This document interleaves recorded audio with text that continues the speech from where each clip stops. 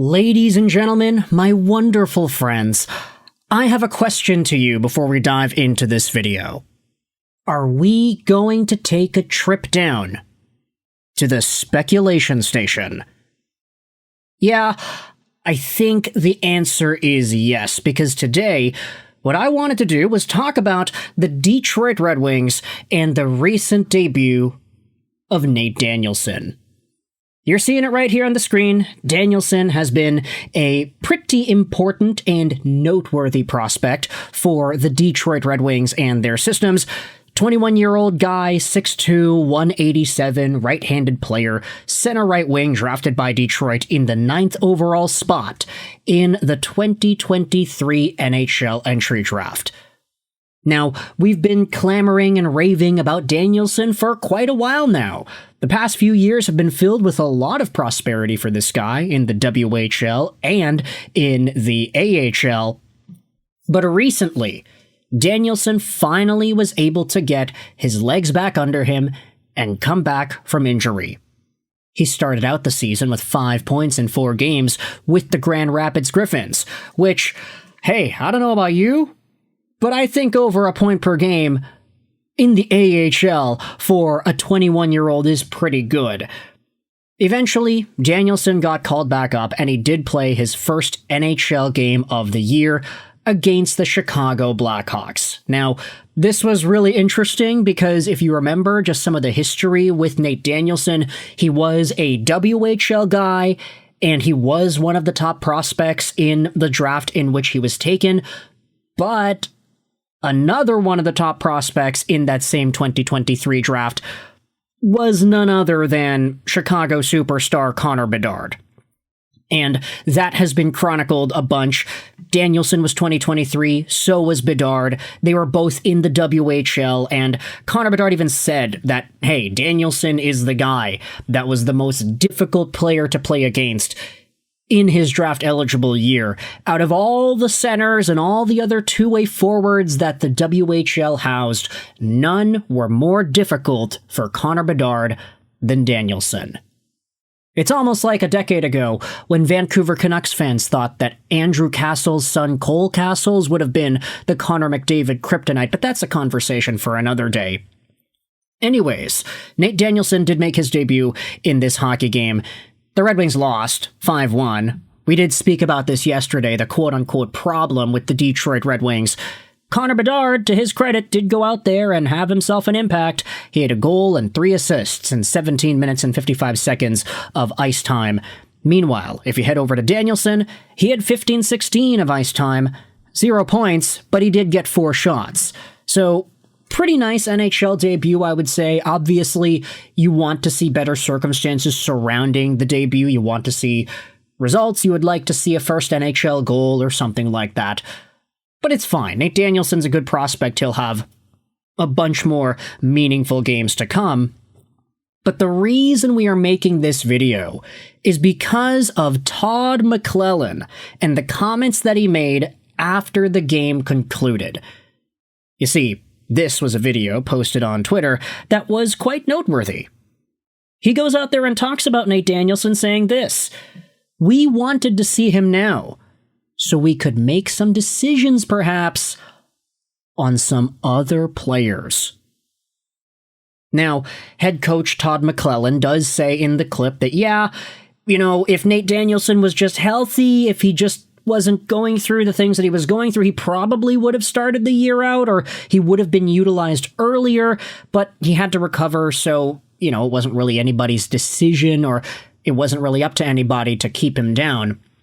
But Nate Danielson, I think, showing off as well as he did in the preseason and beforehand, this was inevitable, right? Him making his debut on the team this season, becoming the 4th rookie to start out with the squad. Sure, MBN's already down, but still, Danielson provides value.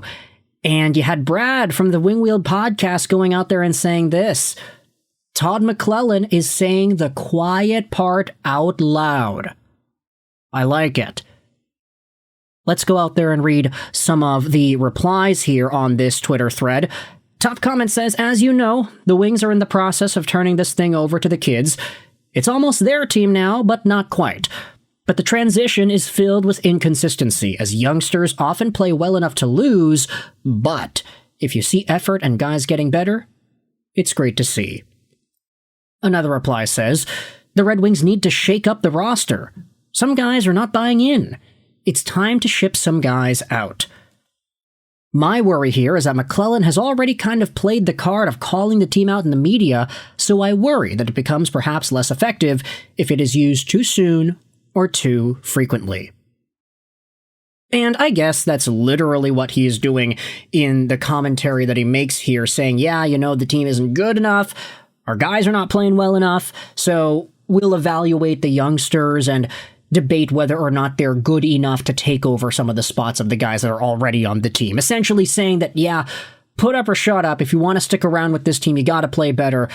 But at the same time, speculation station is open, baby. We could infer that maybe some external decisions, maybe some external movement is in the cards with these sets of comments. If a guy like Nate Danielson is able to come in and he is super good and it forces the Red Wings to say, do we really need Berggren anymore? Or do we need Rasmussen anymore? Maybe his time was already a few weeks ago. Maybe he should have been kicked out a while ago. There are a number of options that the Red Wings could choose to evaluate if they feel that Nate Danielson is good enough to stick around and to maintain a role for the long term. Now, of course, that's not guaranteed either. We'll wait and see. But let's go out there and read some of the other comments. This team has decided to start their annual December slump a month early. Why is Kane the guy stranded with Comfer and a random bum on the second line? There has to be a trade coming. Healthy scratch Raz, JBD, and Berg. Something is coming soon. And then you have folks like Ray Liotta Toyota saying, beware, Raz and Berger. So, yeah, it does seem like there are a number of ways that you can evaluate Todd's comments. Even Ryan Hanna went out there and said the same thing. The runway has just about run out on some guys in Detroit, it seems. Take your pick as to who it is more valuable or invaluable. We've got this comment, 2785, 4818, cough, cough, cough. The team looks lifeless. Who steps up to provide a spark? They need an agitator, a Holmstrom, D-Mac, Dino Cicerelli, someone that can get the team into a game. Now, unfortunately, Dino Cicerelli is multiple generations removed, and I guess you could say the same thing about some of these other guys. Tyler Bertuzzi's doing well in Chicago, but yeah, no, I don't know if he's going to be interested in leaving when he's got Connor Bedard feeding him backdoor tap-ins every other shift. Anyways, it's the same problem that we had spoken about in the previous video. Ever since Michael Brandsegg-Newgard got sent down for the Detroit Red Wings, it's almost like that agitative, dog-like quality was missing in the forward core.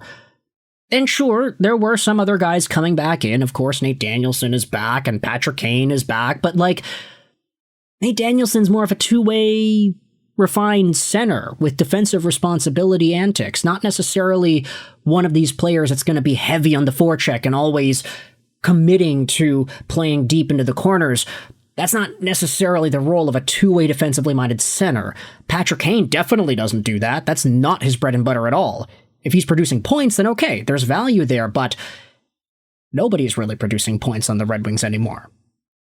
So, I want you to let me know your thoughts in the comments section below when you see Todd McLellan talking about how, hey, we wanted to see Nate Danielson so we can make decisions on other players. What does that say to you? Does that mean that there are trades to be made, or there are scratches to be had, or there are guys to be sent down? Let me know in the comments section your opinions on whether or not there actually are pending moves, and if this video is uploaded and there happens to be some sort of an actual trade that goes down before this video is public, then I'll come back and make another video about whatever trade is made because we have to cover our bases, right? So let me know your thoughts in the comment section below about the Todd McLellan interview. What are your thoughts on how Nate Danielson debuted with the Red Wings? And where do you see things going from here on out? Let me know your thoughts in the comment section below. I hope you enjoyed this video. And bye.